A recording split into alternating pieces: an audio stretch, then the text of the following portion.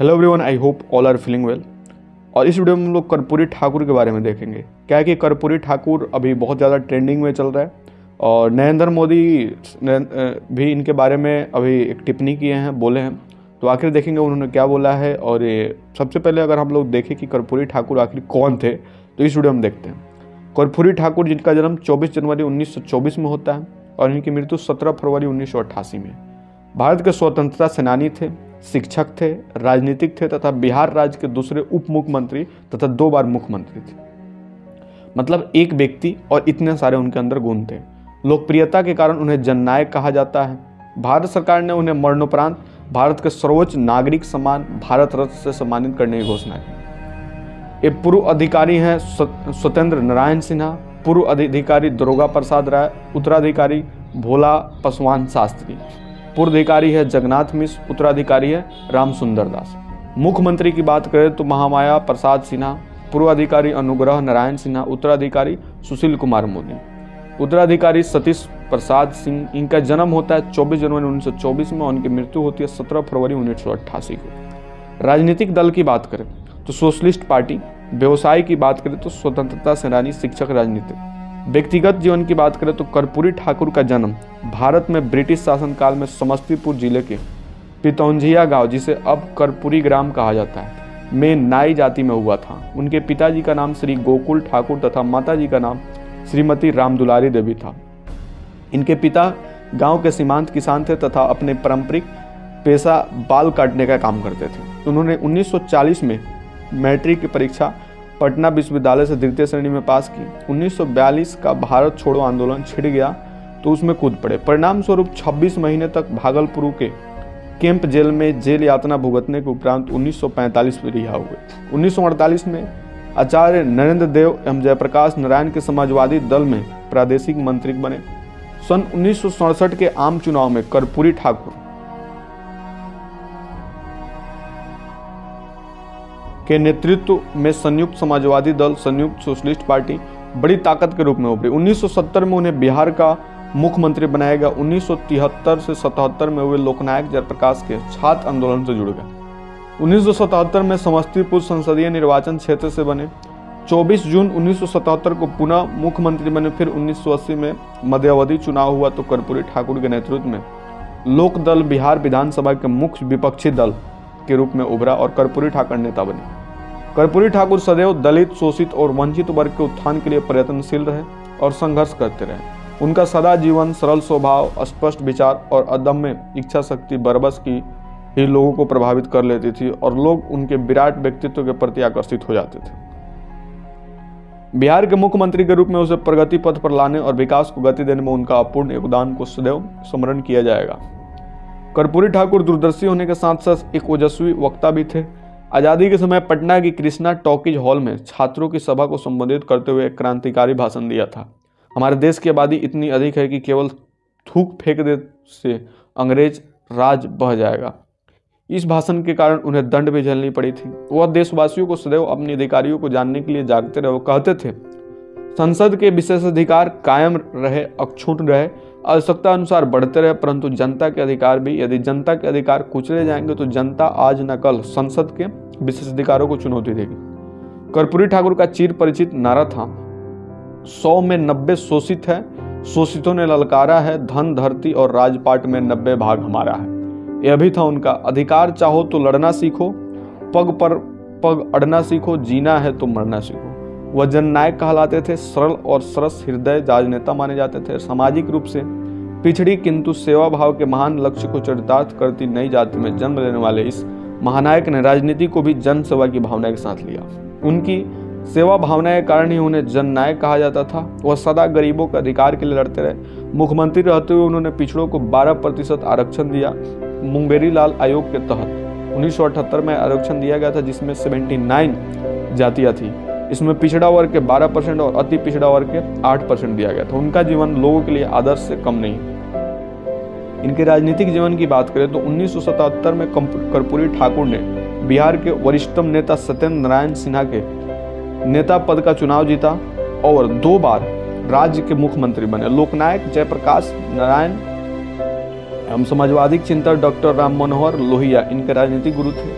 राम सेवक यादव मधुलिम्य जैसे दिग्गजी साथी थे। लालू प्रसाद यादव, नीतीश कुमार, राम विलास पासवान, सुशील कुमार मोदी के राजनीतिक गुरु हैं। बिहार में पिछड़ा वर्ग के लोगों को सरकारी नौकरी में आरक्षण की व्यवस्था 1977 में की। सत्ता पाने के लिए कार्यक्रम बने।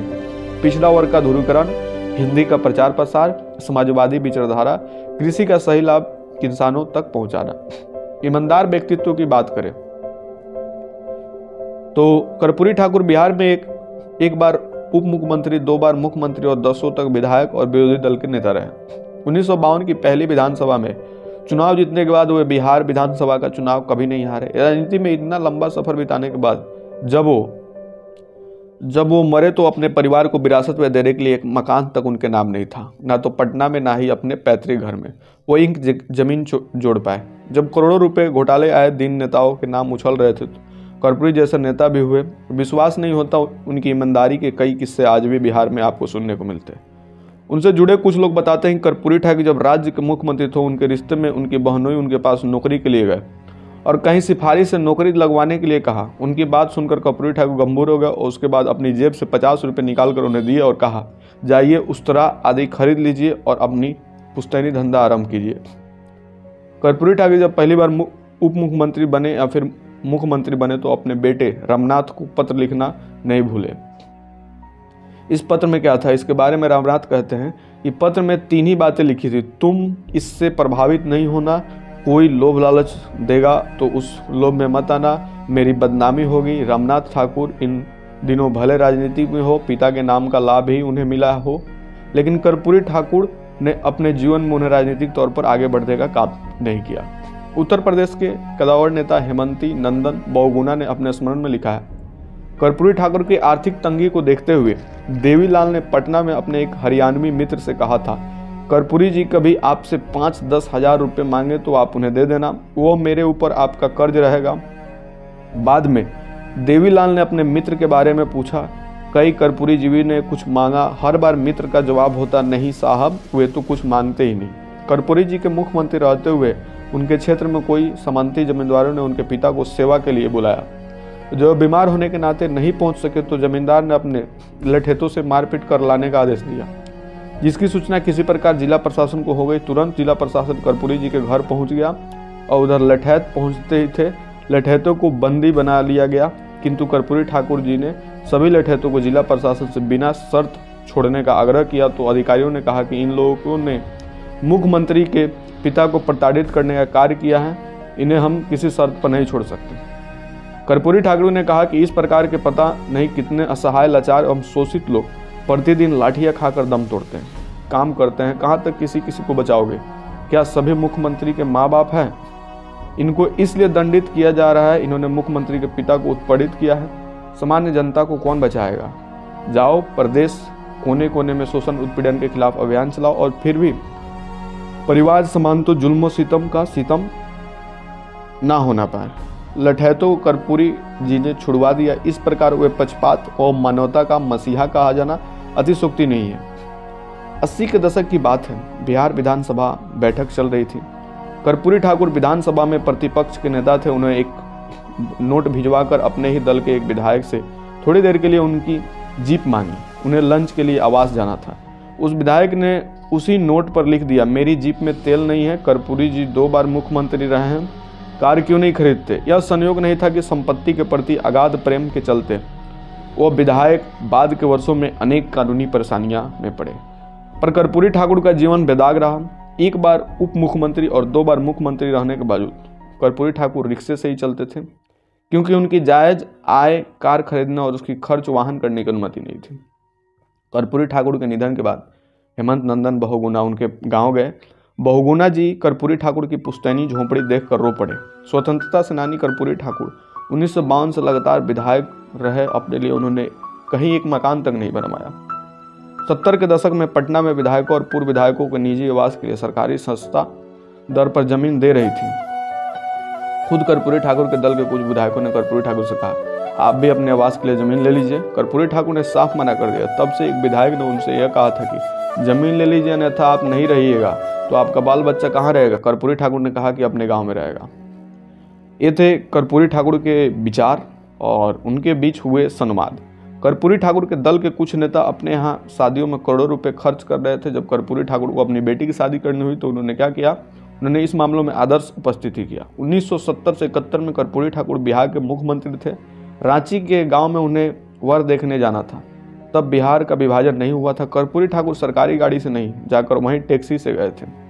शादी समस्तीपुर जिला स्थित उसकी पुश्तैनी गांव पितौंजिया में हुई। कर्पूरी ठाकुर चाहते थे कि शादी देवघर मंदिर में हो, पर उनकी पत्नी की जिद गांव में शादी हुई।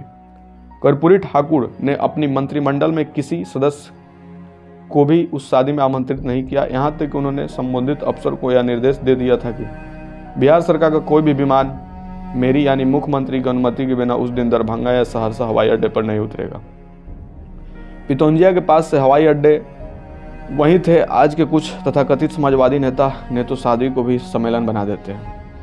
भ्रष्ट अफसर और व्यापारीकरण सत्ताधिकारी नेताओं ने यहाँ भी शादियों के अवसर पर करोड़ों का खर्च जुटाते। कर्पूरी ठाकुर के जमाने में भी थोड़ा बहुत यह सब होता था, पर कर्पूरी ठाकुर तो अपवाद थे। हालांकि उनकी साधनहीनता उन्हें 2 बार मुख्यमंत्री बनने से रोक नहीं सकी। 1977 में जेपी आवास पर जयप्रकाश नारायण का जन्मदिन मनाया जा रहा था। पटना का कदम कुआं स्थित चरखा समिति भवन में जहां जेपी रहते थे, देश भर में जनता पार्टी ने बड़े नेता जुटे हुए थे। उन नेताओं में चंद्रशेखर नानाजी देशमुख शामिल थे। मुख्यमंत्री पद पर रहने बावजूद फटा कुर्ता, टूटी चप्पल और बिखरे बाल कर्पूरी ठाकुर की पहचान थी। उनकी दशा देखकर एक नेता ने टिप्पणी की, किसी मुख्यमंत्री के ठीक ढंग से गुजारने के लिए कितना वेतन मिलता चाहिए। जब सर निरताज समझ गए, हंसे, फिर चंद्रशेखर अपनी सीट पर उठे। उन्होंने अपने लंबे कुर्ते को अपने दोनों हाथों से पकड़कर सामने की ओर फैलाया और बारी बारी से वहां बैठे नेताओं के पास जाकर कहने लगे कि आप कर्पूरी जी के कुर्ता फंड में दान कीजिए। तुरंत कुछ 100 रुपये एकत्र हो गए। उससे समेट कर चंद्रशेखर जी ने कर्पूरी जी को थमाया और कहा कि इससे अपना कुर्ता धोती ही खरीदिए, कोई दूसरा काम मत करिएगा। चेहरे पर बिना कोई भाव लाए कर्पूरी ठाकुर ने कहा, इसे मैं मुख्यमंत्री राहत कोष में जमा कर दूंगा। देख सकते हैं कर्पूरी ठाकुर जी की ये बातें। यानी तब समाजवादी आंदोलन ने कर्पूरी ठाकुर को उनकी सादगी और ईमानदारी के लिए जाना जाता था, पर आज के कुछ समाजवादी नेताओं को कम कहना और अधिक समझना। सहज और जीवन शैली से धनी की बात करें तो कर्पूरी जी का वाणी पर कठोर नियंत्रण था। वे भाषा के कुशल कारीगर थे। उनका भाषण आडंबर रहित, ओजस्वी, उत्साहवर्धक तथा चिंतन परक होता था। कड़वा से कड़वा सच बोलने के लिए वो इस तरह से शब्दों वाक्यों के व्यवहार में लेते थे जिसे सुनकर प्रतिपक्ष तिलमिला तो उठता था, लेकिन यह नहीं जान पाता था कि कर्पूरी जी ने उसे अपमानित किया है। उनकी आवाज़ बहुत ही खनकार और चुनौतीपूर्ण होती थी, लेकिन यह उसी हद तक सत्य और संयम और संवेदना से भरपूर होती थी। कर्पूरी जी को जब कोई गुमराह करने की कोशिश करता तो उसे जोर से झला उठते और क्रोध से उनका चेहरा लाल हो उठता। ऐसे अवसरों पर वो कम ही बोल पाते, लेकिन जो नहीं बोल पाते तब उनकी आंखों में साफ साफ झलकने लगता था। फिर भी विषम से विषम परिस्थितियों में शिष्टाचार और मर्यादा भी लक्षण रेखाओं का उन्होंने कभी उल्लंघन नहीं किया। सामान्य, सरल और सहज जीवन शैली के हिमायती कर्पूरी ठाकुर जी को प्रारंभ से सामाजिक और राजनीतिक अंतर्विरोधों में जूझना पड़ा। ये अंतर्विरोध अनोखे थे और विघटनकारी भी हुआ। यहाँ की आज़ादी मिलने के साथ ही सत्ता पर कांग्रेस काबिज हो गई। बिहार में कांग्रेस और ऊंची जातियों पर कब्जा था। ये ऊंची जातियाँ सत्ता का अधिक से अधिक स्वाद चखने के लिए आपस में लड़ने लगी। पार्टी के बजाय इन जातियों के नाम पर वोट बैंक बनने लगे। सन 1952 के प्रथम आम चुनाव के बाद कांग्रेस के भीतर की कुछ संख्या बहुल पिछड़ी जातियों ने भी अलग से एक गुट बना डाला, जिसका नाम रखा गया त्रिवेणी संघ। अब यह संघ भी उस महानाटक में सम्मिलित हो गया। शीघ्र ही उसके बुरे नतीजे सामने आने लगे। संख्या बल, बहुबल और धनबल की काली ताकतें राजनीतिक और समाज को नियंत्रित करने लगी। राजनीतिक दलों का स्वरूप बदलने लगा। निष्ठावान कार्यकर्ता औधे मुंह गिरने लगे। कर्पूरी जी ने न केवल इस परिस्थिति में डटकर सामना किया, बल्कि इस प्रवृत्ति का जमकर भंडाफोड़ भी किया। देश भर में कांग्रेस के भीतर और भी कई तरह की बुराइयां पैदा हो चुकी थी। इसलिए वे सत्ताच्युत करने के लिए सन 1967 के आम चुनाव में डॉक्टर राम मनोहर लोहिया के नेतृत्व में गैर कांग्रेसवाद का नारा दिया था। कांग्रेस पराजित हुई और बिहार में पहली बार गैर कांग्रेसी सरकार बनी। सत्ता में आम लोगों और पिछड़ों की भागीदारी बढ़ी। कर्पूरी जी उस सरकार में उप मुख्यमंत्री बने। उनका कद ऊंचा हो गया। उसे तब और ऊंचाई मिली जब 1977 में जनता पार्टी की विजय के बाद बिहार के मुख्यमंत्री बने। यह हुआ था 1977 के चुनाव में पहली बार राजनीतिक सत्ता पर पिछड़ा वर्ग को निर्णायक बढ़त हासिल हुई थी। मगर प्रशासन तंत्र पर उनका नियंत्रण नहीं था, इसलिए सरकारी नौकरियों में आरक्षण की मांग जोर शोर से होने लगी थी। कर्पूरी जी ने मुख्यमंत्री की हैसियत से उक्त मांग को संविधान सम्मत मानकर एक फार्मूला निर्धारित किया और काफी विचार विमर्श के बाद उसे लागू भी कर दिया। इस पर पक्ष और विपक्ष में थोड़ा बहुत हो हल्ला हुआ। अलग अलग समूहों ने एक दूसरे पर जातिवादी होने के आरोप भी लगाया, मगर कर्पूरी जी का व्यक्तित्व निरापद रहा। उनका कद और भी ऊंचा हो गया। अपनी नीति और नियति की वजह से सर्व समाज के नेता बन गए। कर्पूरी को कुछ लिखाते समय भी कर्पूरी ठाकुर को नींद आ जाती थी, तो नींद टूटने के बाद वो ठीक उसी शब्द से वो बात लिखना शुरू कर देते थे जो लिखवाने के लिए ठीक पहले सोए थे। निधन की बात करें तो वह राजनीतिक में कांग्रेसी पार्टी के राजनीतिक चालों को भी समझते थे और समाजवादी खेमों के नेताओं की महत्वाकांक्षाओं को भी। वो सरकार बनाने के लिए लचीला रुख अपनाकर किसी दल से गठबंधन कर सरकार बना लेते थे, लेकिन अगर मन मुताबिक काम नहीं हुआ तो गठबंधन तोड़कर निकल भी जाते थे। यही वजह थी कि उनके दोस्त और दुश्मन दोनों को उनके राजनीतिक फैसलों के बारे में अनिश्चित बनी रही। कर्पूरी ठाकुर का निधन 64 साल की उम्र में 17 फरवरी 1988 को दिल का दौरा पड़ने से हुआ था। कर्पूरी ठाकुर के बारे में ये छोटी सी इन्फॉर्मेशन कैसी लगी आप कमेंट करके बताएंगे। मैं भी हो सकता है उनके बारे में कुछ इन्फॉर्मेशन इस वीडियो में नहीं बताई गई हो। जल्दी मिलते हैं आप जिससे नेक्स्ट वीडियो में, तब तक के लिए बाय बाय।